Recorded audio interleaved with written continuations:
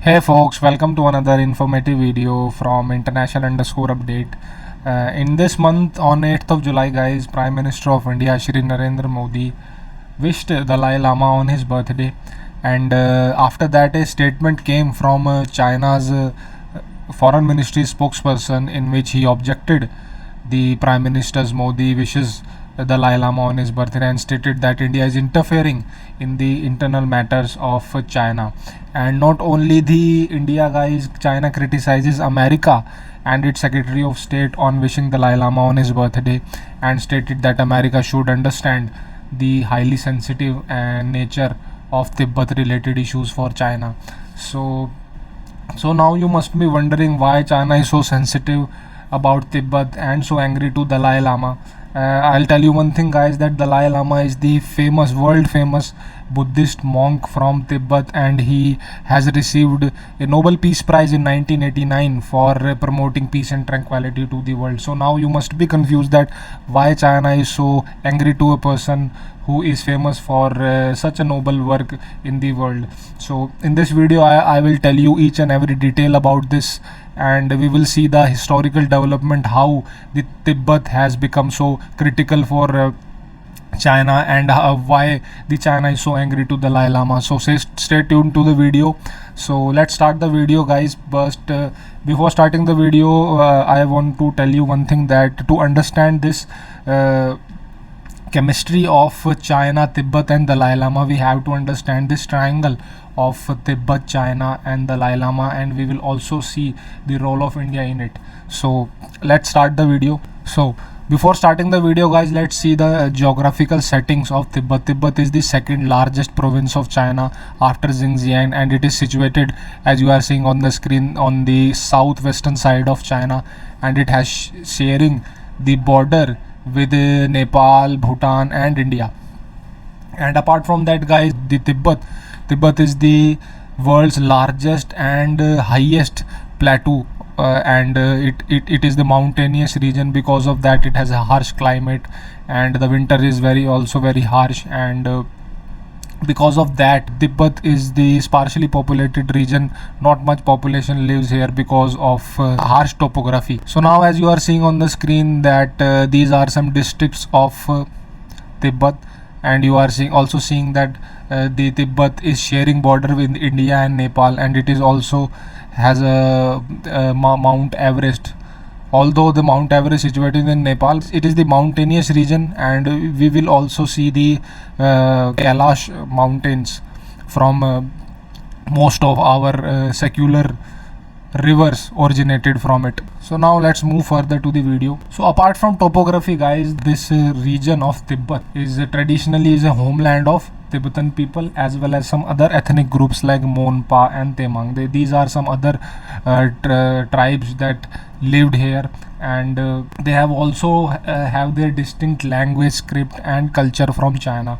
And apart from that, if we trace the historical development of Tibet, we will see that Tibet was inhabited by Paleolithic people in the Stone Age, and from proto-history the region was ruled by Yarlung dynasty. The Yarlung dynasty is the proto-history dynasty of Tibet, and during that time the China was ruling by Tang dynasty. So as you are seeing that from proto-history, these are the two different dynasties which were ruling these two different regions, the China and the Tibet. If we trace, guys, the historical background of Yarlung dynasty, so according to the historian, the initial rulers of Yarlung dynasty is not much known to them because of its mythological origin,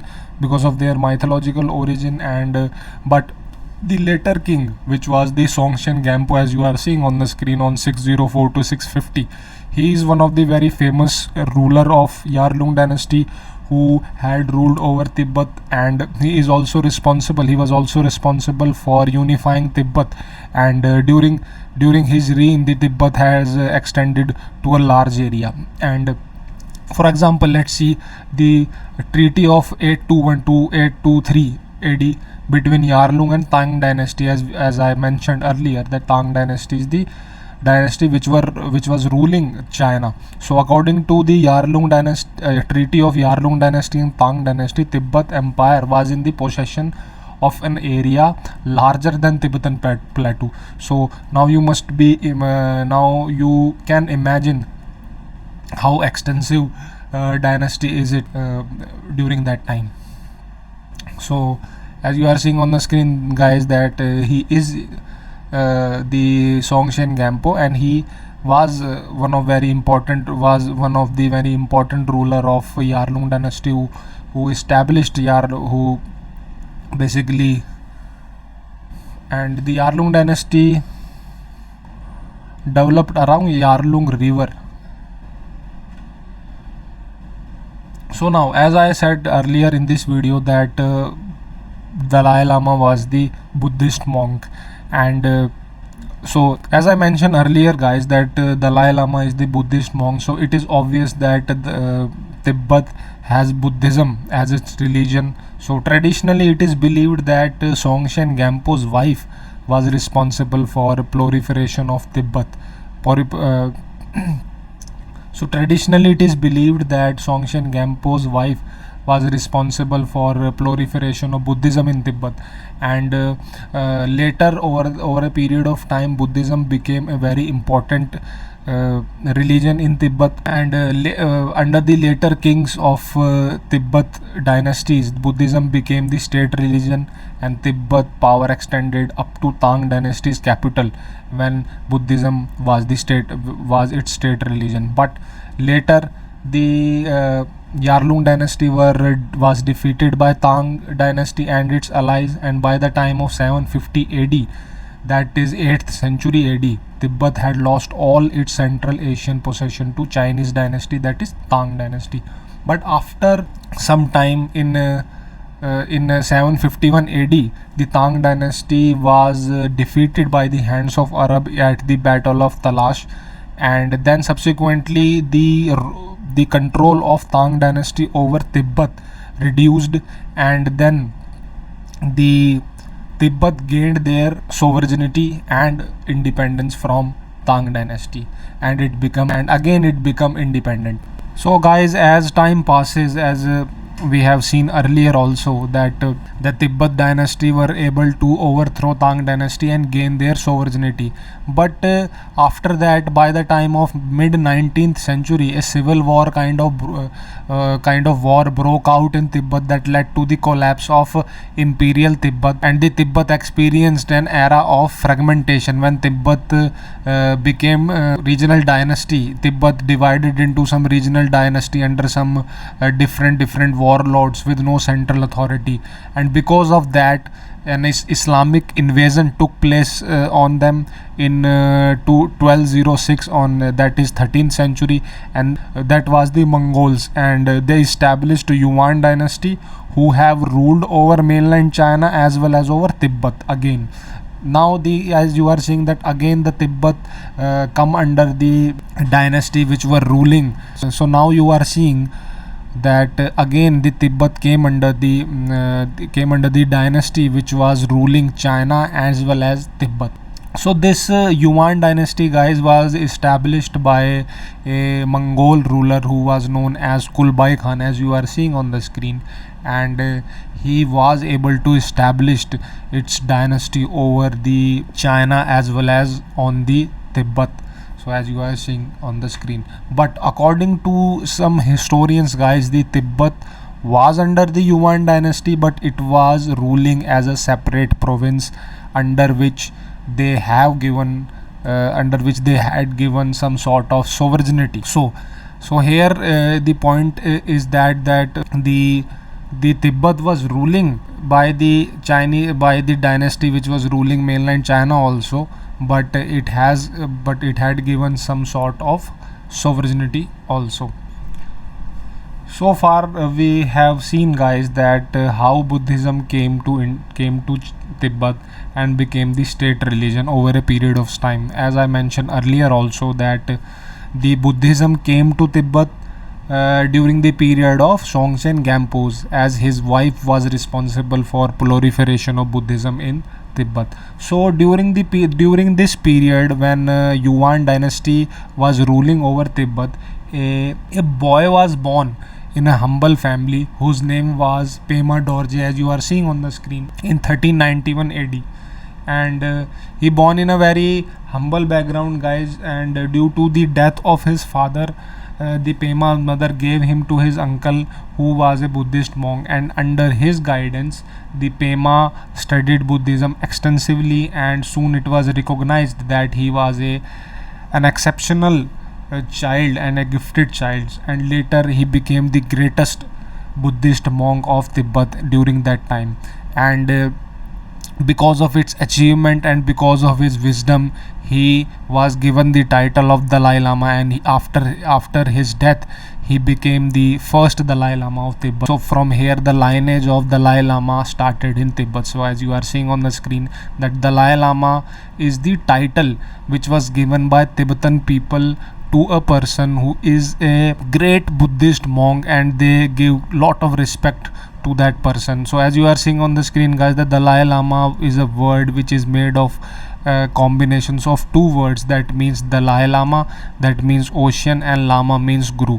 So the people of Tibet consider Dalai Lama the great teacher of them, but over a period of time the Dalai Lama became the main or the great political and religious leader of Tibet. And apart from that, so guys, Dalai Lama, as I mentioned earlier also, that Dalai Lama is the honorary title that was given that is given to the great Buddhist monk who has attained and it is believed by the Tibetan people that Dalai Lama, the person who has given the title of Dalai Lama, has attained the Bodhisattva. That means he knows the ultimate truth. So it is the person who has given the title of Dalai Lama is very respected one in Tibet.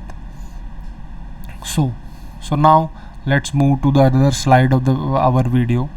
That so as I mentioned, so as we have already seen that during 1206 in 13th century, the Yuan dynasty was able to establish their rule over Tibet, but by the time of 14th century, mid 14th century, in 1334, the Tibet was able to overthrow Yuan dynasty, and from that the Tibet again regained their independence under the leadership of Tai Shutu Changcheb, and he patronaged Buddhism and Buddhist monk also. So guys, as we have already seen that the Yuan dynasty, which was ruling over China and Tibet, and they were able to establish their rule over Tibet in 206 in 13th century, but by the time of mid 14th century, Tibet was again able to overthrow the Yuan dynasty and established their sovereignty and independence under the leadership of Changcheb. And this ruler Changcheb patronaged Buddhism and Buddhist monk, and after that the Buddhist religion and the Buddhist monk became a very important part of Tibet culture and its political aspect. And eventually by the time of 5th Dalai Lama came in Tibet, guys, the Dalai Lama emerged as a major and the most important political and religious ruler of Tibet. And after that, guys, till the 18th century, the Tibet was ruled by several dynasties, and the Tibet remained sovereign and independent till 18th century came. So later, guys, as I already mentioned, that till 18th century, from 14th century till 18th century, Tibet remained independent. But in the early 17th century, some sort of development took place over China's in its northeastern part, where the Qing dynasty emerged in the northeastern part of China and established its rule over Manchuria, that is situated on the northeastern side of China. And by the time of 720 AD, the Qing dynasty started expedition towards Tibet and established their control over it. And again the Tibet came under the China dynasty, that was the Qing dynasty. But like other preceding dynasties, guys, the Qing dynasty granted some sort of political autonomy to Tibet, as we have already seen that during the reign of Yuan dynasty, the Yuan dynasty had also provided some sort of sovereignty to the Tibet. So the Qing dynasty ruled over China and Tibet till 1920 CE, that is 20th century. From 17th century to 20th century, Qing dynasty ruled over China and Tibet. But in the 1912, Xinhai revolution took place over China to overthrow this Qing dynasty, and the revolution was successful, and they were able to overthrow the last dynasty of China that ruled over China and Tibet, and establish China as a republican nation. And during that time in 20th century, the Tibet again declared himself as a independent state, and for next 36 year till the 13th Dalai Lama, Tibet ruled as an independent state. Guys, I have made this video in 2 parts because it is becoming too long, and the remaining story of Tibet-China relationship is in the part 2. So go to the channel and watch the part 2 to understand the relationship comprehensively. And also don't forget to like the video and comment on it so that I can improve. And please follow me on the Instagram. The link is in the description. Till then, goodbye.